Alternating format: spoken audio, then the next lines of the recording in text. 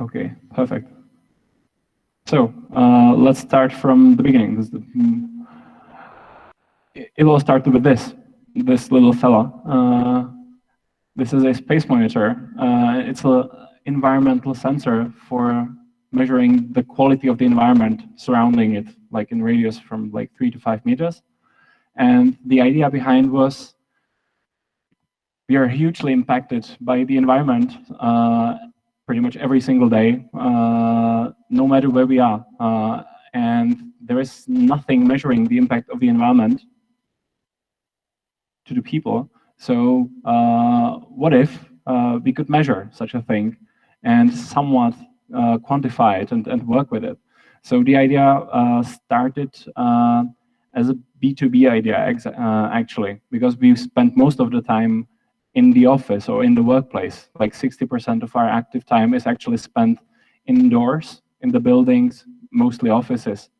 So the first idea was, how could we measure the impact of workplace environment in order to make it better for the people, to increase well-being, to increase health, to increase focus? So the first step is to actually understand, to get the data and to understand it. So we come up with this idea, let's hide the sensors into a little plant and then position the plants into the environment and get the data. And we took the idea and brought it to the FuturePort 2 years ago. The FuturePort Prague is like main tech event in here in the Czech region, in the Czech Republic, in European region. And there was like 7,500 people attending the event within 2 days. And it was like, I don't know, 100 maybe exhibitors at the event. And it was like 3D printer, different 3D printer, drone, virtual reality, different 3D printer, and so on. And then there was this, like weird green stand with us, actually, and with exactly this one, this little plant. So it got huge attention, actually, because it was somewhat like weird and different. And during those 2 days, we spoke to like hundreds of people, and we actually managed to get 72 business leads, which led eventually to companies talking with us about the office environment and about the data and monitoring and so on. The point here is that 2 years ago, when this event took place, we didn't have nothing, like anything. The space monitor was just an empty case. There was no sensors, and we had no data. And the presentation she's showing, there's the space monitor is right next to the computer. It's not exactly visible, but it's there. And the presentation she is showing is something I put together from pretty much things we thought we were going to discover, but we didn't discover anything yet. So it was just an idea. And from that idea, it took on. So this was 2 years ago. Then we founded the company, and we told ourselves that we combine nature and technology to create a better environment for everyone, basically. And that's the mission statement. And from that mission statement and from this first idea on the FuturePort, it became a full functional product. We call it space monitoring. And from the company's point of view, it looks like this. First thing you get is focus index for different zones in your workplace, in the office. We are calculating this from the real data, mostly CO2 levels, acoustics, light conditions, air quality, disturbations within the hour, and so on, so on. There are dozens of factors we actually incorporate into this. Second thing we started measuring is well-being index. We are getting data directly from the people working in the environment, so we can correlate the data from the environment with the perceived data from the people, and measure how it does with the correlation of those two. The third thing was employee feedback, meaning qualitative feedback. So we started asking people, what do you like? If there were one thing you could change, what would it be? Or 3 things that made you happy within the last week, and so on. So we've got like huge amounts of data from the qualitative feedback as well. And then we started seeing patterns in like things impacting focus and well-being in the office environment on large scale. Then we started to dig in deeper, and we started to divide the environment into zones and to take the data from different zones and compare with, amongst each other. So this is one open space, number 3 somewhere, and this is 12 hours of monitoring. So during the workday, pretty much. I'll explain later what this means. And the last thing the company actually sees after the space monitoring is action steps. So without the worst problems you actually have based on data, and what can you do in order to make it better? How to improve focus and how to improve well-being of the people actually working in your company. So that's what we started doing like 1.5 years ago, and it's evolving. And with the next space monitoring, with every single next space monitoring, we are more into, we understand more about the data and more about the feedback, and we're constantly like pushing the thing forward through analysis. So that's from the company point of view. And this is one of the things we found out, that the building certification doesn't necessarily mean quality workplace. You probably heard about building certification by the name LEED. LEED Platinum is like the world's most like wildly used. And then there is LEED, LEED, BREEAM, and WELL. Those 3 are like global standards. And this monitoring was taken in new building, like fresh new building in Slovakia, which got the LEED Platinum certification only 3 weeks before we did the monitoring. So it was like super fresh, and the certificate was like brand new, and the data we actually got from the building was definitely not impressive. So the building certification doesn't necessarily mean the quality of workplace. So that's the first insight from this. And then second insight from this, that quality environment doesn't necessarily translate into happy people, because it's not just the environment, it's also the culture and relationships. But when you actually are able to get the data from all 3, meaning the environment, the culture, and the relationships, that's pretty much full picture. So the quality environment doesn't necessarily mean happy people. There is a correlation, so you can actually help make your people more satisfied and increase with well-being and so on through the environment, but it's not the only thing. And yeah, this is from this year only, I think, the space monitoring track record. We're basically helping those companies to drive well-being and productivity in their workplaces through data.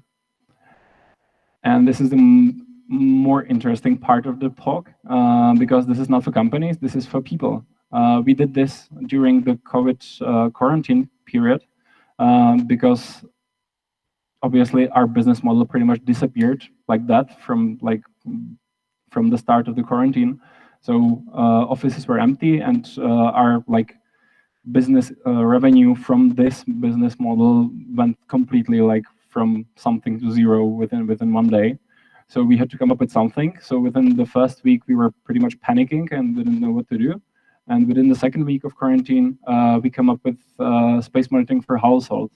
So instead of taking the number of space monitors and putting them in the office, we started borrowing them to separate people and taking data from the environment in the people's homes. And couldn't resist, sorry. By follow the white rabbit, I mean follow the thin red line in the next few slides. The red line represents CO2 levels. So I'm mostly going to talk about CO2 levels because that was the major problem in people's households. So how long does it actually take to change the air in your room? How long do you have to keep your windows open? It takes pretty much 3 minutes. You can see the drop in CO2 levels within 3 minutes of open windows. We tested that actually in our office, and then we saw the same pattern from the data we took in people's homes, because they some of them at least open their windows sometimes, and yeah, this is pretty much the evidence of that. So yeah, it takes 3 minutes.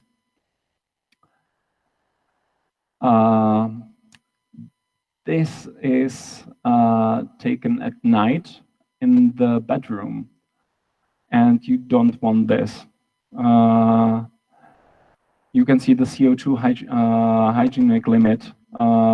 It's pretty much standard for the European Union, and the limit is 1000 ppm, meaning particles per meter squared.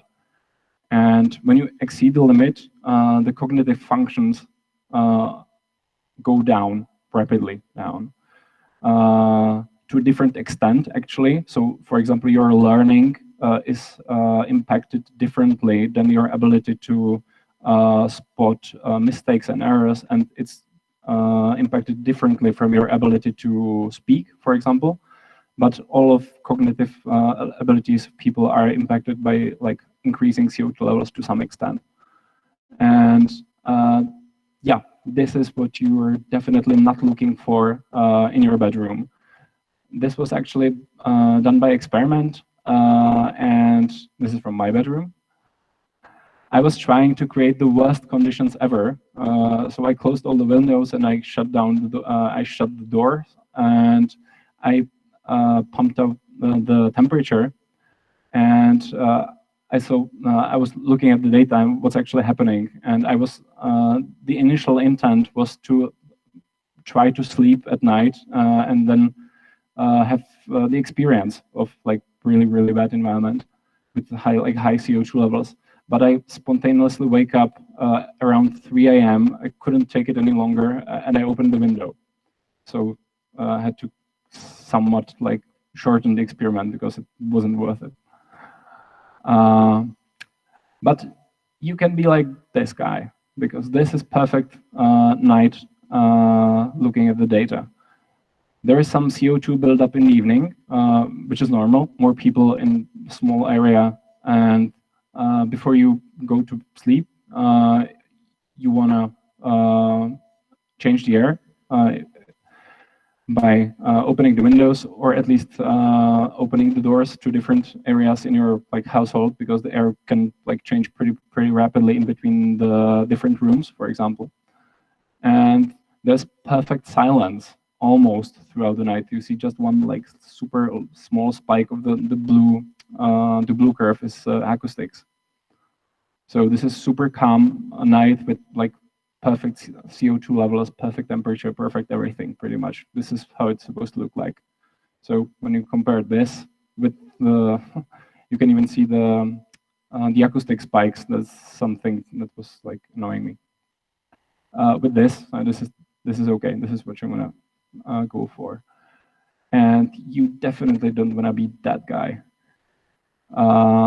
This is kind of the record of the household monitoring. He actually managed to get out of the chart, and the record is 6,574 ppm, which is 24 times more than in nature.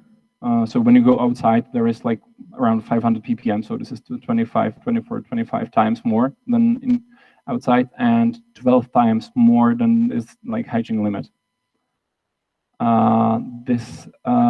If the guy, if this was done during the day, and the guy was actually awake, he would experience the symptoms like dizziness, loss of concentration, headaches, and blurry vision, even blurry vision. So this like levels of CO2 directly translates to your decrease in cognitive capacities. But at night, you don't know. So this is not good. And this is just like chunk of the data from all the households we actually measured. And the winner here is Lukáš. He was the only one from this group who actually managed to get decent records from this household. So the lesson learned for us here is that in people's homes, it's much more complicated to actually get the quality of the environment right. It's much more challenging because smaller environments is much more easily disturbed by anything. The temperature spikes are higher and more frequent. The CO2 buildup is more significant, and so on, so on. So the quality of environment in people's homes is actually much worse than the quality of environment in the office. So that was our takeaway from the research. And a few questions for you. What's the impact of your workplace? And what's the impact of your bedroom? And do you want to know? Or rather not?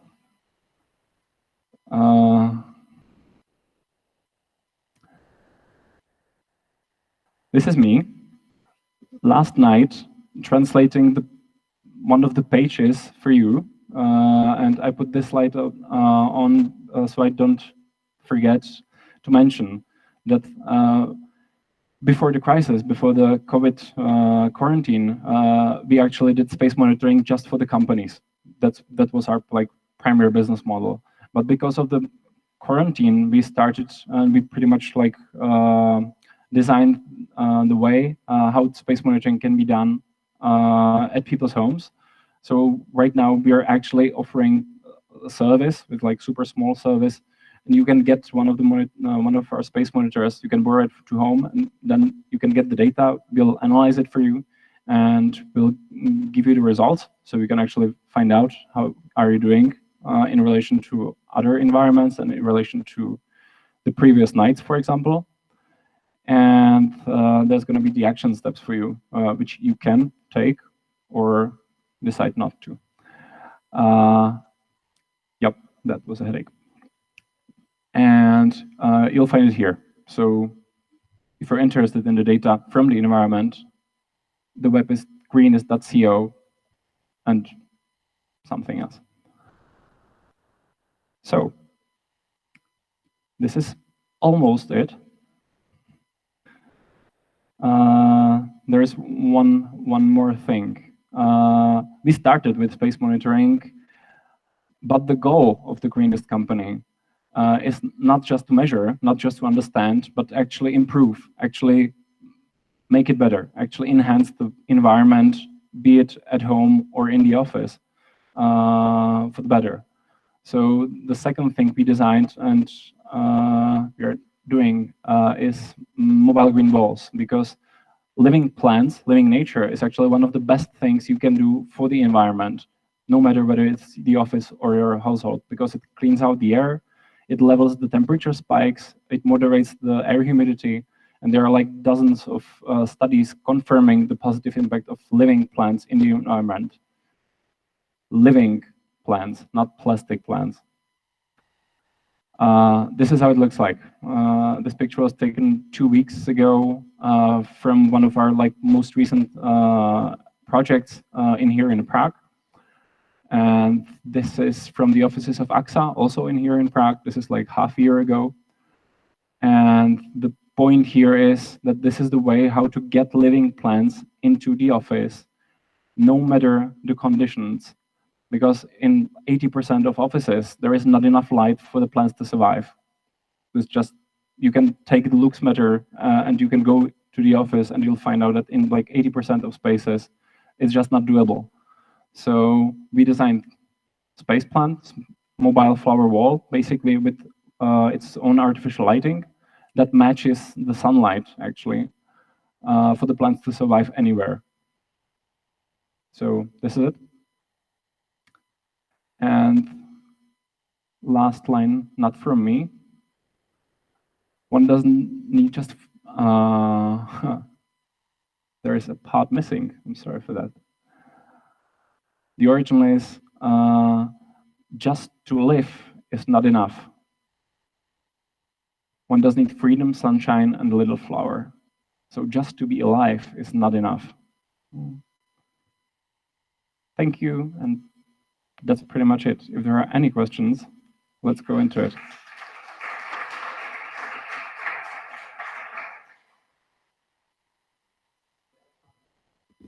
We have a question here in the club. I have a couple questions. Is it collecting data right now? No, it's not. Okay. Okay. This is actually our first prototype I mentioned. It was at the Future Board Prague with us. So it's a dummy prototype. It doesn't do anything. Okay. It just sits and looks pretty. Okay. The next question is with the. I really love the way the data looks. It's really cool. Mm-hmm. When you open your window for 3 minutes, on average, how long does it take for those levels to build back up? It depends. It depends on the volume of the environment. So how much space there actually is in the room you're considering.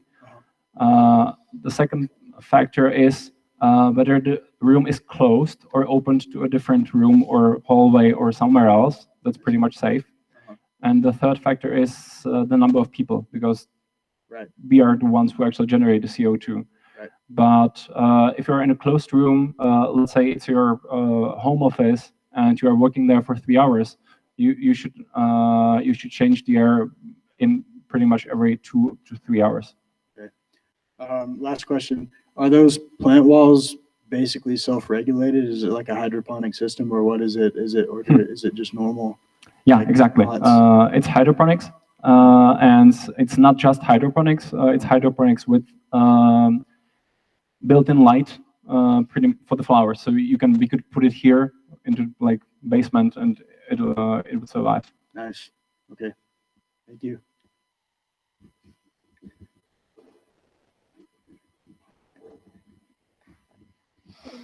I was a bit curious with the lighting system you have on the setup there. Is it LED or is it fluorescent or what? Okay, let's go for it.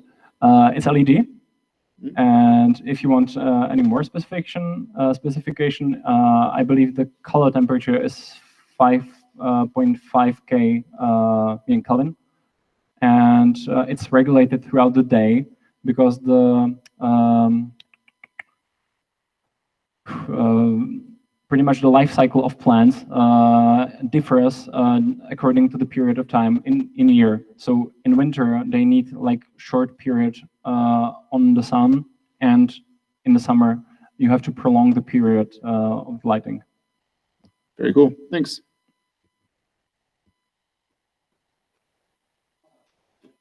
More questions. Hold on.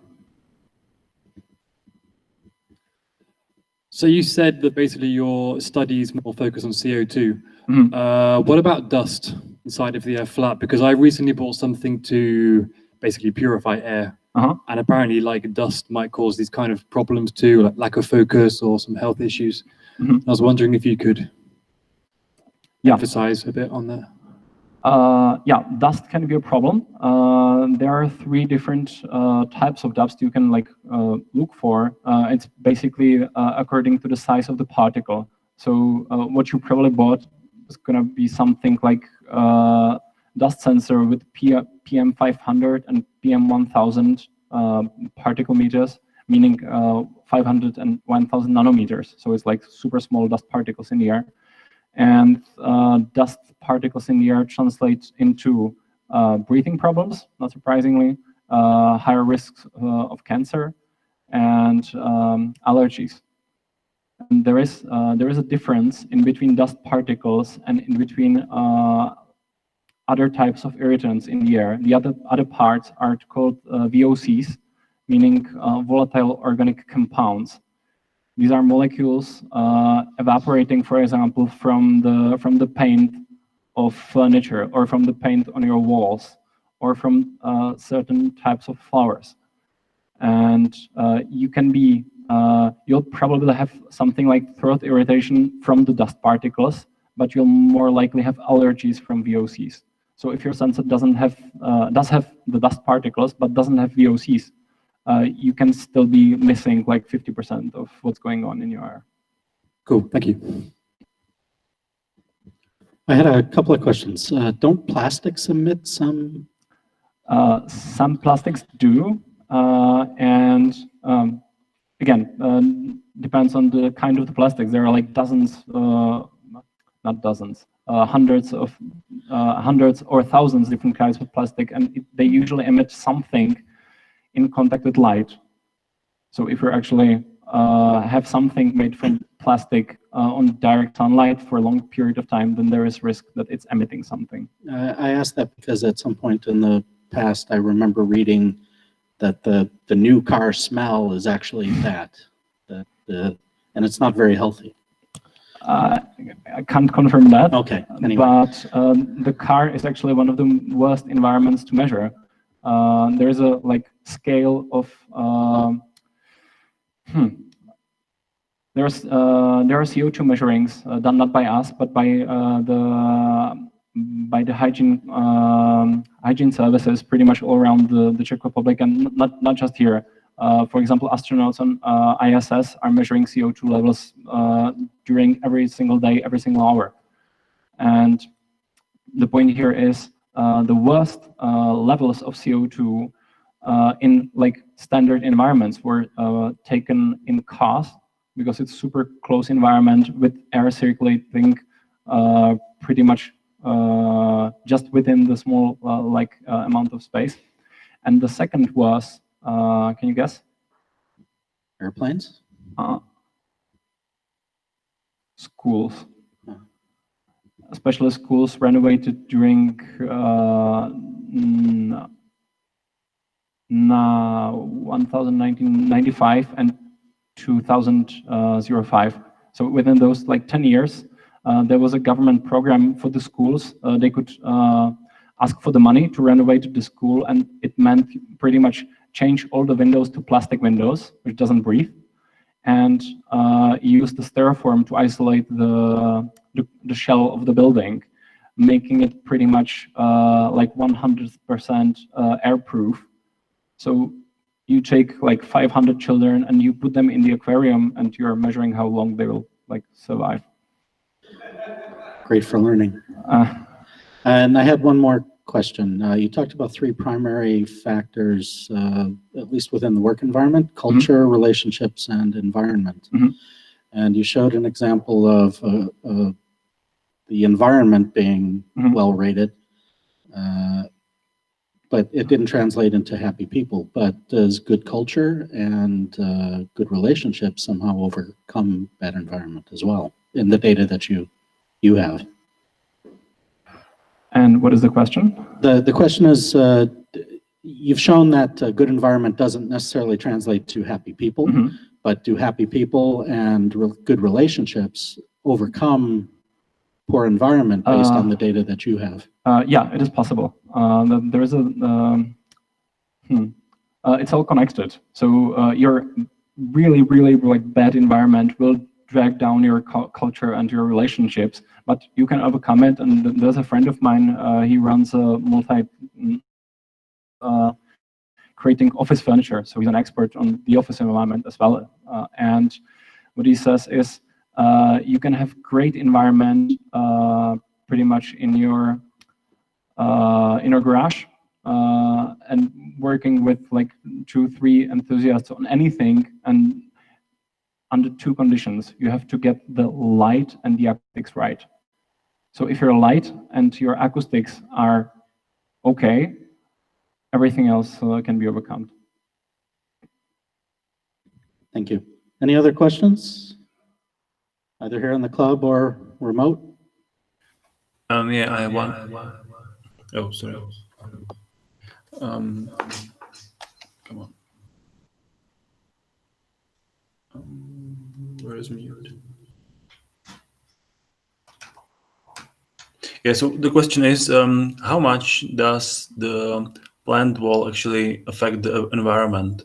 So if I have room for, I don't know, 3-4 people in office, I have one wall and maybe just one person in the office.